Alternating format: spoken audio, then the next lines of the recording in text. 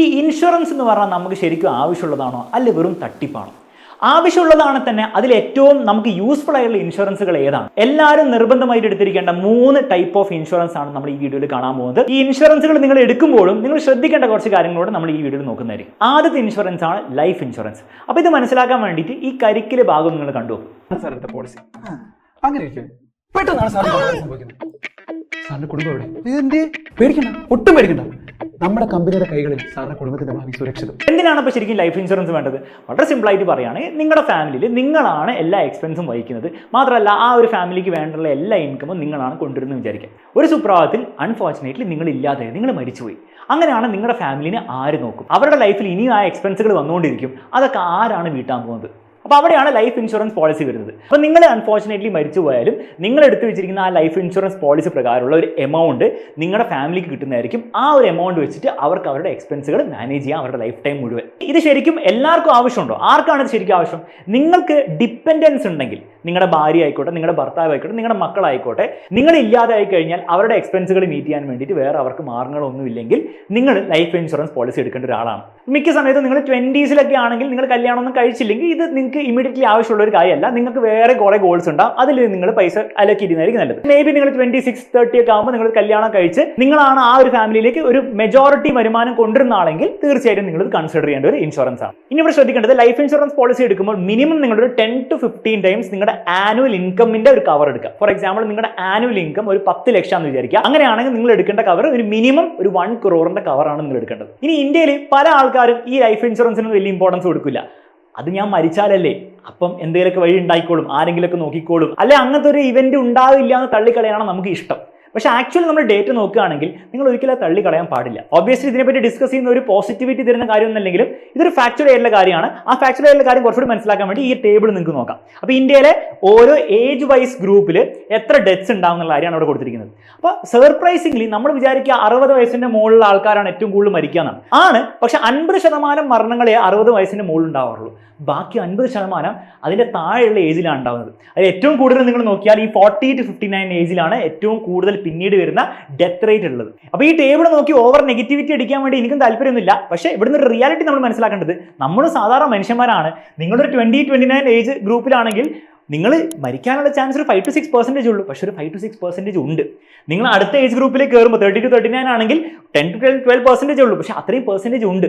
അപ്പോൾ ആ ഒരു ചാൻസ് എനിക്കും നിങ്ങൾക്കും എല്ലാവർക്കും ഉണ്ട് എന്നുള്ള കാര്യം നമ്മൾ അക്സെപ്റ്റ് ചെയ്തേ പറ്റുള്ളൂ. അപ്പോൾ അങ്ങനെ ഒരു ചാൻസ് നിലനിൽക്കുമ്പോൾ നിങ്ങൾ ആ ഒരു ചാൻസിൽ പെട്ടുപോയാൽ, കാരണം ലൈഫിൽ എന്താണ് സംഭവിക്കുക എന്നുള്ള കാര്യം നമുക്ക് ഒരിക്കലും പ്രൊഡിക്റ്റ് ചെയ്യാൻ പറ്റില്ല. അപ്പോൾ നമ്മൾ അതിൽ പെട്ടുപോയി കഴിഞ്ഞാൽ നമ്മളെ ഡിപ്പെൻഡ് ചെയ്യുന്ന ആൾക്കാർക്ക് ഒരു പേടിയും ഭയവും ഇല്ലാതെ സമാധാനമായിട്ട് ജീവിക്കാൻ പറ്റുമോ എന്നുള്ളൊരു ചോദ്യം നമ്മൾ ആലോചിക്കേണ്ട ആവശ്യമുള്ളൂ. ഇനി നിങ്ങൾ ലൈഫ് ഇൻഷുറൻസ് എടുക്കാൻ വേണ്ടി തീരുമാനിച്ചു കഴിഞ്ഞാൽ അവിടെ നിങ്ങൾ കുറച്ച് കാര്യങ്ങൾ ശ്രദ്ധിക്കണം. ആ കാര്യങ്ങൾ നിങ്ങൾ ശ്രദ്ധിച്ചില്ലെങ്കിൽ നിങ്ങൾ വെറുതെ ഒരു ട്രാപ്പിലേക്കായിരിക്കും ചെന്ന് വീഴുന്നത്. അതിൽ ഫസ്റ്റ് നിങ്ങൾ ശ്രദ്ധിക്കേണ്ട കാര്യം, നിങ്ങൾ ഒരു ടേം ഇൻഷുറൻസ് പോളിസി എടുത്താൽ മതി. അതിന് കാരണം എന്ന് വെച്ചാൽ ലൈഫ് ഇൻഷുറൻസ് പോളിസിയിൽ കുറേ ടൈപ്പ് ഉണ്ട്. ഇൻഷുറൻസ് മാത്രം കവർ ചെയ്യുന്ന ഒരു പോളിസിയാണ് ടേം ഇൻഷുറൻസ് അഥവാ ടേം പോളിസി. അത് പ്രകാരം നിങ്ങൾ പോളിസി എടുക്കുകയാണ്, എല്ലാ വർഷവും നിങ്ങളൊരു പ്രീമിയം അടയ്ക്കുന്നു. നിങ്ങൾ 60 വയസ്സ് വരെയാണ് ഈ പോളിസി എടുക്കുന്നതെങ്കിൽ അതിന് മുൻപ് നിങ്ങൾ എന്ന് മരിച്ചാലും നിങ്ങൾക്ക് ആ ഒരു പോളിസി എമൗണ്ട്, നിങ്ങൾ 1 crore അടുത്തെങ്കിൽ ആ 1 crore നിങ്ങളുടെ ഫാമിലിക്ക് അഥവാ നിങ്ങൾ കൊടുക്കുന്ന നോമിനീസിന് കിട്ടുന്നു. എന്നാൽ നിങ്ങൾ 60 വയസ്സാകുമ്പോൾ മരിച്ചില്ലെങ്കിൽ നിങ്ങൾക്ക് ഒന്നും കിട്ടാൻ പോകുന്നില്ല. അപ്പോൾ ഇവിടെ പ്യുവർലി നിങ്ങളുടെ റിസ്ക്, അതായത് നിങ്ങളുടെ അൺടൈംലി ഡെത്ത് എന്ന് പറഞ്ഞ റിസ്കിന് കവറേജ് ആണ് നിങ്ങൾക്ക് കിട്ടുന്നത്. എന്നാൽ ലൈഫ് ഇൻഷുറൻസിന് വേറെ ടൈപ്പ് ഇൻഷുറൻസ് പോളിസീസ് ഉണ്ട്. ഫോർ എക്സാമ്പിൾ നമ്മുടെ endowment, money back, ULIPs, whole life insurance, അങ്ങനെ കുറേ പ്രൊഡക്ട്സ് ഉണ്ട്. ഈ പ്രൊഡക്ട്സ് ഒക്കെ ഉണ്ടാക്കിയിരിക്കുന്നത് നിങ്ങളുടെ ഇൻഷുറൻസും പ്ലസ് ഒരു ഇൻവെസ്റ്റ്മെന്റും എന്ന രീതിയിലാണ് അവർ മാർക്കറ്റ് ചെയ്തിരിക്കുന്നത്. ഫോർ എക്സാമ്പിൾ നിങ്ങൾ യൂലിപ്പ് പോലത്തെ ഒരു പോളിസിയാണ് എടുക്കുന്നതെങ്കിൽ നിങ്ങൾ അടയ്ക്കേണ്ട പ്രീമിയം ടേം ഇൻഷുറൻസിനേക്കാളും വളരെ കൂടുതലായിരിക്കും. കാരണം നിങ്ങൾ അടയ്ക്കുന്ന പ്രീമിയത്തിന്റെ ഒരു എമൗണ്ട് നിങ്ങളുടെ ഇൻഷുറൻസ് കവറിലേക്കാണ് പോകുന്നത്, ബാക്കി എമൗണ്ട് ഒരു ഇൻവെസ്റ്റ്മെന്റ് പോലെയാണ് പോകുന്നത്. അതുകൊണ്ട് തന്നെ നിങ്ങൾ 60 ഇയേഴ്സിന് മുൻപ് നിങ്ങൾ മരിക്കുകയാണെങ്കിൽ നിങ്ങൾക്ക് ആ ഒരു കവറും കൂടി കിട്ടും. ഫോർ എക്സാമ്പിൾ നിങ്ങൾ ഇൻഷുറൻസ് കവർ 1 crore അടുത്ത് അതും കിട്ടും.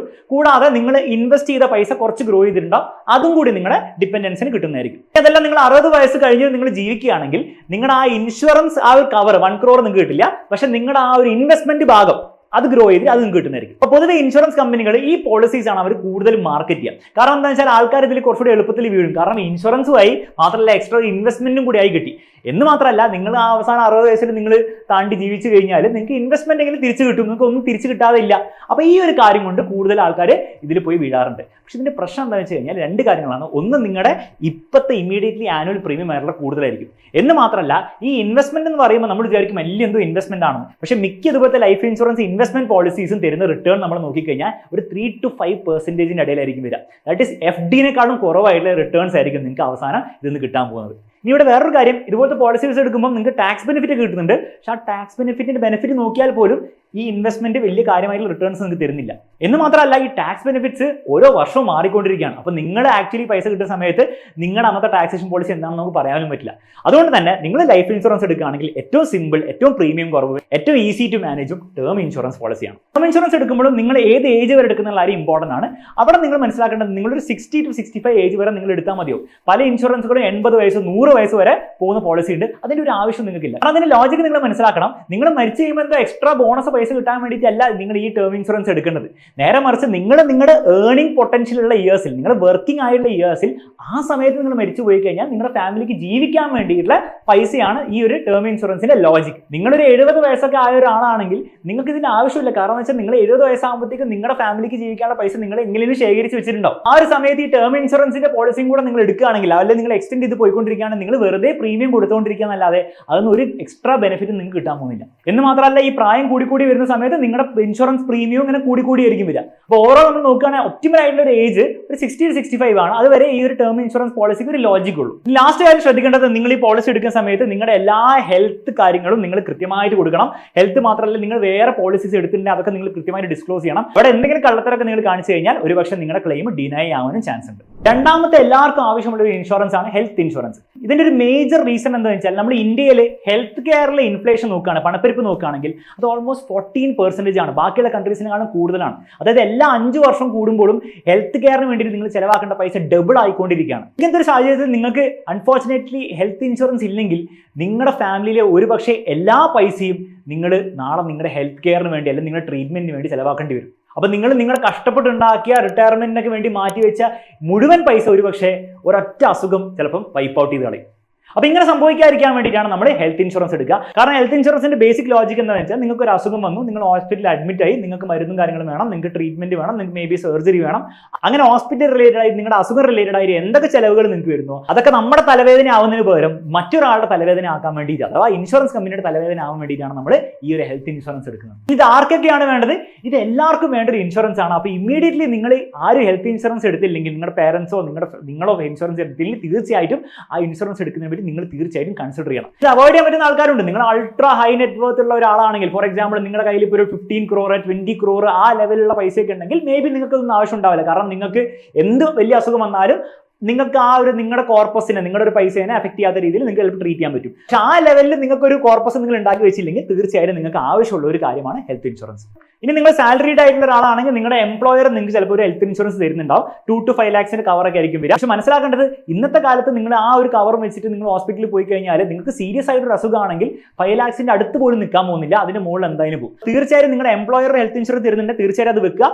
അതിന്റെ പുറമെ നിങ്ങൾ പേഴ്സണൽ ആയിട്ട് ഒരു പോളിസി എടുത്ത് വെക്കണം. അങ്ങനെ എടുത്ത് വെച്ച് കഴിഞ്ഞാൽ ലെറ്റ്സ് നിങ്ങൾക്ക് 5 ലക്ഷത്തിന്റെ എംപ്ലോയർ ഒരു പോളിസി തരുന്നുണ്ട്. മാത്രമല്ല നിങ്ങൾ വേറൊരു 5 ലക്ഷം കൂടി എടുത്ത് വെച്ച് കഴിഞ്ഞാൽ നാളെ നിങ്ങൾക്ക് 8 ലക്ഷമാണ് നിങ്ങളുടെ ഒരു ഹോസ്പിറ്റലിൽ പോയിട്ട് ബില്ല് കൊടുക്കേണ്ടി വന്നു കഴിഞ്ഞാൽ നിങ്ങൾ പേടിക്കേണ്ട ആവശ്യമില്ല. നിങ്ങൾക്ക് 2 പോളിസി ഉപയോഗിച്ചിട്ട് നിങ്ങൾക്ക് ആ 8 ലക്ഷം കവർ ചെയ്ത് കിട്ടുന്നതായിരിക്കും. ഇനി ഇവിടെ വേറൊരു കാര്യമുള്ളത്, ഈ എംപ്ലോയർ തരുന്ന ഇൻഷുറൻസ് പോളിസി നിങ്ങൾക്ക് ആ ജോലി ഉള്ളിടത്തോളം കാലം ഉണ്ടാവുള്ളൂ. നാളെ നിങ്ങൾ ആ ജോലിയിൽ നിന്ന് മാറി വേറെ ജോലിക്കാണ് പോകുന്നതെങ്കിൽ ആ ഇടയിലുള്ള സമയത്ത് നിങ്ങൾക്ക് ആ എംപ്ലോയർ തരുന്ന ഹെൽത്ത് ഇൻഷുറൻസ് വാലിഡ് ആയിരിക്കില്ല. അപ്പോൾ ആ ഇടയിലുള്ള സമയത്താണ് നിങ്ങൾക്ക് അൺഫോർച്ചുനേറ്റ്ലി ഇന്നൊരു അസുഖം വരുന്നെങ്കിൽ നിങ്ങൾക്ക് 0 ഹെൽത്ത് ഇൻഷുറൻസ് ആയിരിക്കും ഉണ്ടാവുക. ഇവിടെ നിങ്ങൾക്ക് ഹെൽത്ത് ഇൻഷുറൻസിന്റെ പ്രീമിയം കുറയ്ക്കാൻ വേണ്ടി ഒരു സിമ്പിൾ ടെക്നിക്ക് എന്ന് പറഞ്ഞാൽ, നിങ്ങൾ ഫാമിലി ആയിട്ടാണ് എടുക്കുന്നതെങ്കിൽ നിങ്ങൾക്ക് ഒരു ഫാമിലി ഫ്ലോട്ടർ പ്ലാൻ എടുക്കാവുന്നതാണ്. അപ്പോൾ ഫാമിലിക്ക് എല്ലാവർക്കും കൂടെ ഒരു കവർ കിട്ടുന്ന രീതിയിലാണ് നിങ്ങൾ ചൂസ് ചെയ്യുന്നതെങ്കിൽ നിങ്ങളുടെ ഓവറോൾ പ്രീമിയം നിങ്ങൾക്ക് കുറച്ച് കിട്ടുന്നതായിരിക്കും. ഓൾസോ ഹെൽത്ത് ഇൻഷുറൻസ് എടുക്കുന്ന സമയത്ത് കുറേ ടെക്നിക്കൽ ടേംസ് നിങ്ങൾ മനസ്സിലാക്കേണ്ടതുണ്ട്. ഡിഡക്റ്റബിൾ, കോപേ എന്ന് പറഞ്ഞ കാര്യങ്ങളൊക്കെ. അപ്പോൾ അതൊക്കെ കുറച്ചുകൂടി നന്നായിട്ട് മനസ്സിലാക്കാൻ വേണ്ടിയിട്ട് ഈ ഒരു വീഡിയോ നിങ്ങൾക്ക് കാണാവുന്നതാണ്.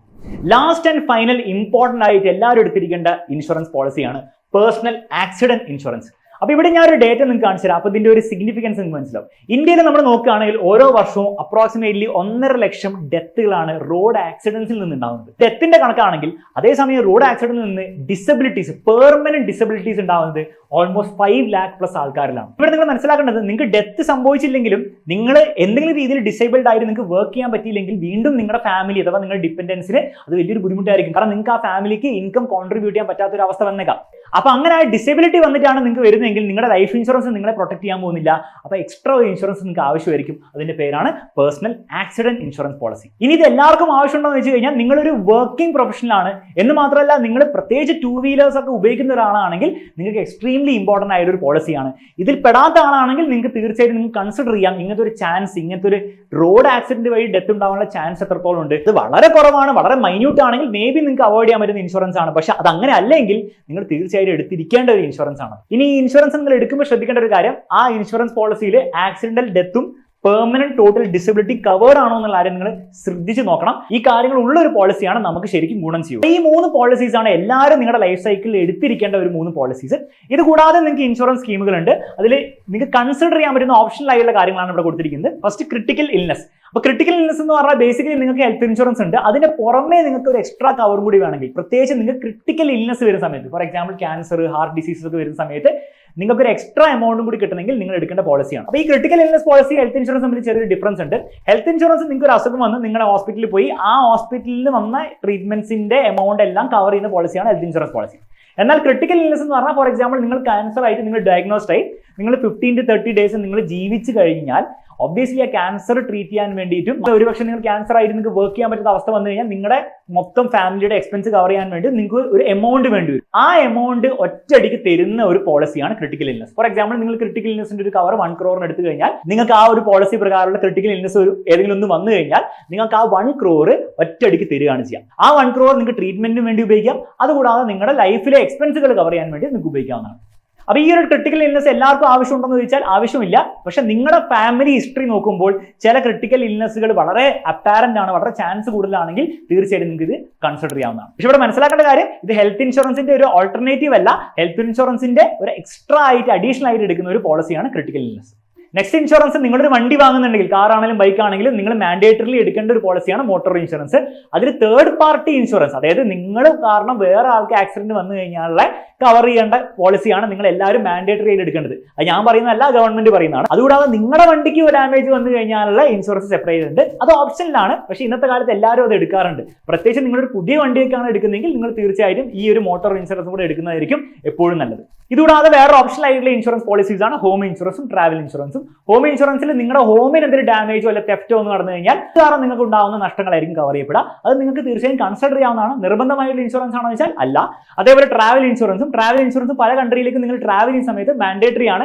മാൻഡേറ്ററി അല്ലാത്ത സമയത്തും ഇത് എടുക്കുന്നതായിരിക്കും നല്ലത്. കാരണം വളരെ ചീപ്പായിട്ട് നിങ്ങൾക്ക് കിട്ടുന്നതായിരിക്കും, 300-400 രൂപയ്ക്ക് കിട്ടുന്നതായിരിക്കും. മാത്രമല്ല നിങ്ങളുടെ പാസ്പോർട്ടിൽ മിസ്സായി പോയി കഴിഞ്ഞാൽ, ലഗേജ് മിസ്സായി കഴിഞ്ഞാൽ, അല്ലെങ്കിൽ ഫ്ലൈറ്റ് ഡിലേ ആയി കഴിഞ്ഞാൽ, അങ്ങനത്തെ കുറേ കാര്യങ്ങൾ ഇതിൽ കവർ ചെയ്യപ്പെടുന്നതായിരിക്കും. അപ്പോൾ തീർച്ചയായും നിങ്ങൾക്ക് കൺസിഡർ ചെയ്യാവുന്നതാണ്. ഈ ഇൻഷുറൻസുകളെല്ലാം നിങ്ങൾ എടുത്തു കഴിഞ്ഞാൽ പോലും നിങ്ങൾ ശ്രദ്ധിക്കേണ്ട കുറച്ച് കാര്യങ്ങളുണ്ട്. അതിൽ ഫസ്റ്റ് കാര്യമാണ് നിങ്ങൾ റീഅസസ് ചെയ്തുകൊണ്ടിരിക്കണം. എല്ലാ 5 വർഷം കൂടുമ്പോഴെങ്കിലും നിങ്ങൾ ആക്ച്വലി ആലോചിക്കണം ഈ കവർ എനിക്ക് മതിയോ എന്നുള്ള കാര്യം. അതുപോലെ നിങ്ങളുടെ ഫാമിലി സൈസ്, നിങ്ങൾ കൂടുതൽ കുട്ടികൾ ഉണ്ടാവുന്നുണ്ടെങ്കിൽ തീർച്ചയായും നിങ്ങൾ കൂടുതൽ ലൈഫ് ഇൻഷുറൻസ് നിങ്ങൾ കരുതേണ്ടി വരും. അത് നിങ്ങൾ റീഅസസ് ചെയ്തുകൊണ്ടിരിക്കണം. അതിനനുസരിച്ച് നിങ്ങൾ കവർ കൂട്ടുകയോ അല്ലെങ്കിൽ കുറയ്ക്കുകയോ ചെയ്യേണ്ടതാണ്. രണ്ടാമത്തെ കാര്യം നിങ്ങൾ ശ്രദ്ധിക്കേണ്ടത് നിങ്ങളുടെ നോമിനി ഡീറ്റെയിൽസ് കറക്റ്റ് ആണോ എന്നുള്ള കാര്യം നോക്കണം. ഫോർ എക്സാമ്പിൾ നിങ്ങൾ ഉദ്ദേശിക്കുന്ന ആൾക്ക് തന്നെയാണോ നിങ്ങൾ നോമിനി ചെയ്തിരിക്കുന്നത്, അത് അടുത്ത 5 വർഷം കഴിയുമ്പോൾ അതേ ആൾക്ക് തന്നെയാണോ എന്നുള്ള കാര്യം നിങ്ങൾ അപ്ഡേറ്റ് ചെയ്തിരിക്കണം. മാത്രമല്ല നിങ്ങളുടെ നോമിനിക്ക് നിങ്ങളുടെ അക്കൗണ്ടിന്റെ ഡീറ്റെയിൽസ്, ഏതൊക്കെ ഇൻഷുറൻസുകൾ നിങ്ങൾ എടുത്തു വെച്ചിട്ടുണ്ട്, ഇൻഫാക്ട് ഏതൊക്കെ ഇൻവെസ്റ്റ്മെന്റ്സ് നിങ്ങൾ ചെയ്തിട്ടുണ്ടെന്നുള്ള എല്ലാ ഡീറ്റെയിൽസും അതിൻ്റെയൊക്കെ വേണ്ട പാസ്വേഡ്സും കാര്യങ്ങളൊക്കെ നിങ്ങൾ ഷെയർ ചെയ്തിരിക്കണം. നമ്മുടെ രാജ്യത്ത് അൺക്ലെയിംഡ് ആയിട്ടുള്ള കോടികൾ കണക്കിനുള്ള ഇൻഷുറൻസ് പോളിസീസും ഇൻവെസ്റ്റ്മെന്റ് പോളിസീസാണ് ഇപ്പോഴും കിടപ്പുള്ളത്. അപ്പോൾ ഈ ഒരു സ്റ്റെപ്പ് വളരെ ഇമ്പോർട്ടന്റ് ആണ്. ആൻഡ് ലാസ്റ്റ് കാര്യം, ഇൻഷുറൻസിന്റെ ഏത് ഓർഡറിലാണ് നിങ്ങൾ എടുക്കേണ്ടത്? വളരെ സിമ്പിൾ ആയിട്ട് പറയണം, അത് നിങ്ങൾക്ക് വേണ്ടത് ഒരു എമർജൻസി ഫണ്ടാണ്. എമർജൻസി ഫണ്ട് എന്ന് പറഞ്ഞാൽ നിങ്ങളുടെ എക്സ്പെൻസിന്റെ ഒരു മിനിമം 6 തവണ, അതായത് 6 മാസത്തേക്കുള്ള എക്സ്പെൻസ് നിങ്ങൾ ഒരു സിമ്പിൾ FD ആയിട്ട് വില ഇടുക. അതാണ് നിങ്ങൾക്ക് ആദ്യം വേണ്ടത്. അതിനുശേഷം നിങ്ങൾ നിർബന്ധമായിട്ട് ചിന്തിക്കേണ്ട കാര്യമാണ് ഹെൽത്ത് ഇൻഷുറൻസ്. പ്രത്യേകിച്ച് നിങ്ങൾ 20s ആണെങ്കിൽ പോലും ഹെൽത്ത് ഇൻഷുറൻസ് വളരെ ഇമ്പോർട്ടന്റ് ആണ്. അതിനുശേഷം നിങ്ങൾക്ക് ഡിപ്പെൻഡൻസ് ഉണ്ടോ എന്ന് നോക്കിയിട്ട് നിങ്ങൾക്ക് ഒരു ലൈഫ് ഇൻഷുറൻസ്, അതിൽ തന്നെ ടേം ഇൻഷുറൻസ് പോളിസി എടുക്കാവുന്നതാണ്. അതിനുശേഷം നിങ്ങൾ ആലോചിക്കേണ്ടത്, നിങ്ങൾ ഫ്രീക്വന്റ് ആയിട്ട് ട്രാവൽ ചെയ്യുന്ന ഒരാളാണെങ്കിൽ, പ്രത്യേകിച്ച് 2 വീലറാണ് നിങ്ങൾ ട്രാവൽ ചെയ്യുന്നതെങ്കിൽ നിങ്ങൾ തീർച്ചയായും പേഴ്സണൽ ആക്സിഡന്റ് ഇൻഷുറൻസ് പോളിസിയും കൂടെ കൺസിഡർ ചെയ്യേണ്ടതാണ്. അപ്പോൾ ഈ ഒരു ഓർഡറിലാണ് നിങ്ങൾ ഇത് സെറ്റ് ആക്കി കൊണ്ടുവരുന്നത്. ഇനി ഈ വീഡിയോയിൽ പറഞ്ഞ കാര്യങ്ങൾ പലരും നെഗറ്റീവ് ആയിട്ട് എടുക്കാൻ ചാൻസ് ഉണ്ട്. ഒരിക്കലും അങ്ങനെ ഉദ്ദേശിച്ചല്ല ഈ വീഡിയോ ഉണ്ടാക്കിയിരിക്കുന്നത്. നമ്മുടെ ഓരോരുത്തരുടെ ലൈഫിലും എന്താണ് എക്സാക്ട്ലി സംഭവിക്കുക എന്നുള്ള കാര്യം ഒരിക്കലും നമുക്ക് പ്രെഡിക്റ്റ് ചെയ്യാൻ പറ്റില്ല. നാളെ ഒരുപക്ഷെ നിങ്ങൾ മരിച്ചു പോയി കഴിഞ്ഞാൽ നിങ്ങളുടെ ഫാമിലിക്ക് ജീവിക്കാനുള്ള പൈസ ഉണ്ടോ എന്നുള്ളവർ നിങ്ങൾ ആലോചിക്കുക. നിങ്ങളുടെ അച്ഛനെയും അമ്മേനെയും നാളെ നിങ്ങൾ ഹോസ്പിറ്റലിൽ കൊണ്ടുപോകുമ്പോൾ അതിന്റെ ബില്ല് അടയ്ക്കാൻ പറ്റാത്ത ആ ഒരു സ്ട്രഗിൾ നിങ്ങളൊന്ന് ആലോചിച്ച് നോക്കുക. കാരണം ജോലിക്ക് പോകുന്ന സമയത്ത് ബൈക്കിൽ നിന്ന് വീണ്ടും നിങ്ങൾക്ക് വർക്ക് ചെയ്യാൻ പറ്റാത്ത അവസ്ഥ ടെമ്പററിയോ അല്ലെങ്കിൽ പെർമനന്റ് ആയിട്ട് ഉണ്ടാകുന്ന ഒരു അവസ്ഥ നിങ്ങൾ ആലോചിച്ച് നോക്കുക. ഈ നിമിഷത്തേക്കാണെങ്കിൽ പോലും നിങ്ങൾ ഈ കാര്യങ്ങൾ ആലോചിക്കുമ്പോൾ നിങ്ങൾക്ക് വളരെ നിസ്സഹായത ഫീൽ ചെയ്യുന്നുണ്ടെങ്കിൽ അതിന്റെ അർത്ഥം നിങ്ങൾക്ക് ഒരു സൊല്യൂഷൻ വേണ്ടതാണ്. ആ സൊല്യൂഷനാണ് ഇൻഷുറൻസ്. അങ്ങനെ ഒരു പോസിറ്റീവ് മൈൻഡ് സെറ്റോട് കൂടെ നിങ്ങൾ ഇതിനെ അപ്രോച്ച് ചെയ്ത് കഴിഞ്ഞാൽ നിങ്ങളുടെ ലൈഫിൽ ഒരുപക്ഷെ ഏറ്റവും യൂസ്ഫുൾ ആയിട്ടുള്ള ഒരു കാര്യമായിട്ട് ഇൻഷുറൻസ് വന്നേക്കാം. ഇനി ഈ വീഡിയോയിൽ പറഞ്ഞ കാര്യങ്ങളൊക്കെ നിങ്ങൾക്ക് യൂസ്ഫുൾ ആയിട്ട് തോന്നിയെങ്കിൽ തീർച്ചയായും നമ്മുടെ ചാനൽ സബ്സ്ക്രൈബ് ചെയ്യുക. അതേപോലെ തന്നെ നമ്മുടെ ബാക്കിയുള്ള വീഡിയോസ് ഒക്കെ ചെക്കൗട്ട് ചെയ്യാം. മറ്റൊരു വീഡിയോ നമുക്ക് വീണ്ടും കാണാം.